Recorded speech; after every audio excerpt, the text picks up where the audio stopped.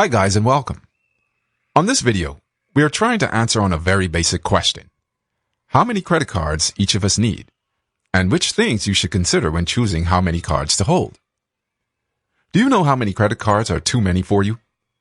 The truth is that there's no way to know how many cards you should have. All we can do is give you some guidelines that will help you along the way.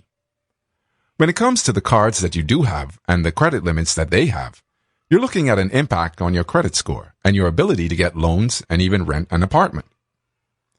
What's the norm for Americans? When it comes to most Americans, experience says that most people have 3.1 credit cards on average, with an average of 2.5 retail cards. That shouldn't be too surprising either, since retail cards are quite simple to get. When it comes to different generations, however, the numbers are slightly different. When it comes to baby boomers, you'll see they have the highest average between all of the generations at 3.5, with Generation Z having the lowest average at 1.4. It might seem like these are high numbers, but the Consumer Financial Protection Bureau says that people actually have less credit cards than they did before the recession occurred. In fact, about 169 million people were in possession of one or more cards by mid-2017. The number of cards that consumers have continues to increase for all but subprime lenders. The numbers are still lower. Approximately 110 million new cards were actually opened in 2016, which was actually about 50% more than what was found in 2010, and was at least somewhat higher than every year since 2007. Why do you want more cards?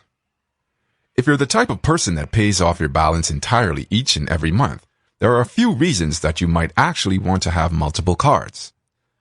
Specific cards. You may want to get a rewards card, a dining card, a card without foreign transaction fees, and more. If you're good about using them and paying for them, you'll get great benefits, but you might have a hard time getting them in the first place.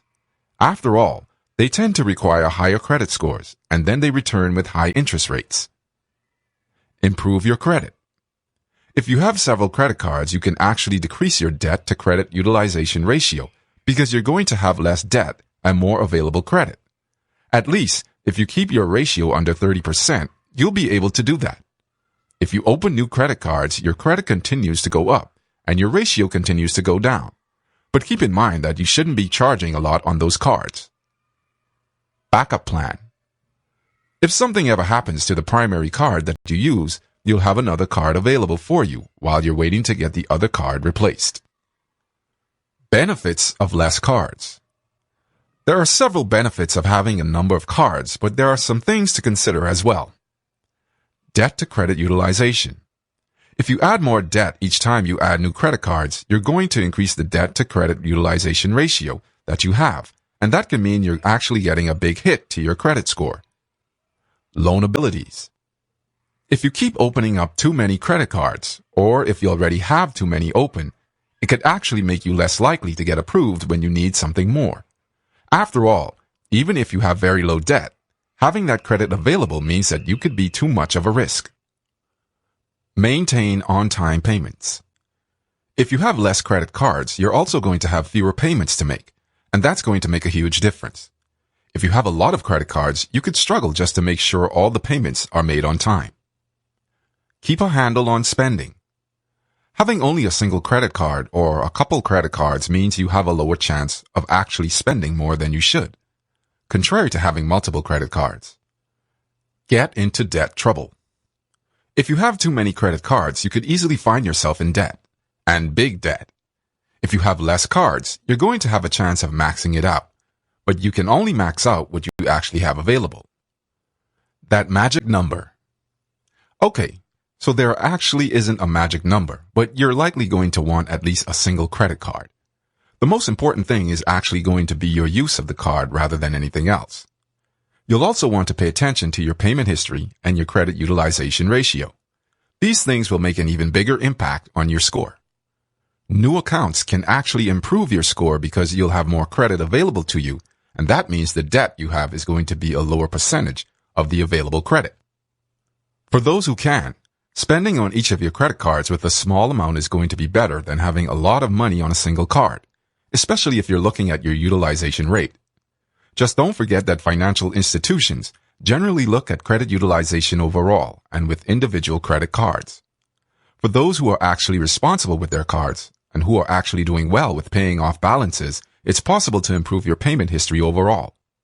For those who spend more than what they actually earn, it can result in debt that they just can't pay back, especially if there's more credit lines available.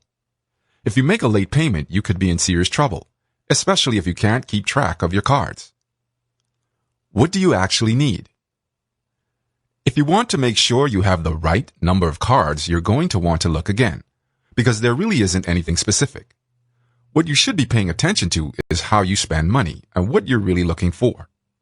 For someone who shops a lot at grocery stores, it's possible to find cards with rewards and points back up to 6% cash back. For those who fly a lot, it's important to look at cards that have good airline mile returns. Those who stay at hotels may want cards that can offer hotel rewards. Those who are shopping all over may want a rate for just about everything they buy. So, keep a closer eye on the specific rewards that you're entitled to. Look at how department stores work as well. If you're shopping most at a specific card, you may actually be able to get rewards because of those partnerships. Having a balanced card that you can use wherever you need to go is going to be extremely important. But how many cards you should have will depend on what you're actually in need of, though you want to make sure you have at least one option to improve your score. The personal needs. If you're not sure what you really need, you should take a look at the way you actually use your credit cards, and then look at the chart below. That way, you can make sure you have the right results and that you're going to have the right number of credit cards for you. You're going to need to look at a few important things to make sure you know the right number of credit cards for you. Is your current debt under control? What's the balance you currently have? How about your credit score? Are you a big spender? What about your self-control?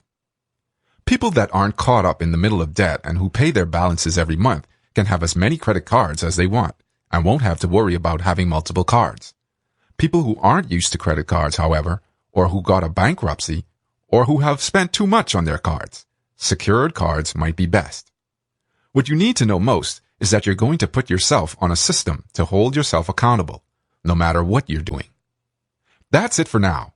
On our website, you can find more posts, as well as calculators and other financial tools. How many credit cards do you actually need? We would love to know your thoughts, so feel free to share them with us in the comments below. I hope you enjoyed it, and don't forget to subscribe to our channel on YouTube to get more free financial educative videos.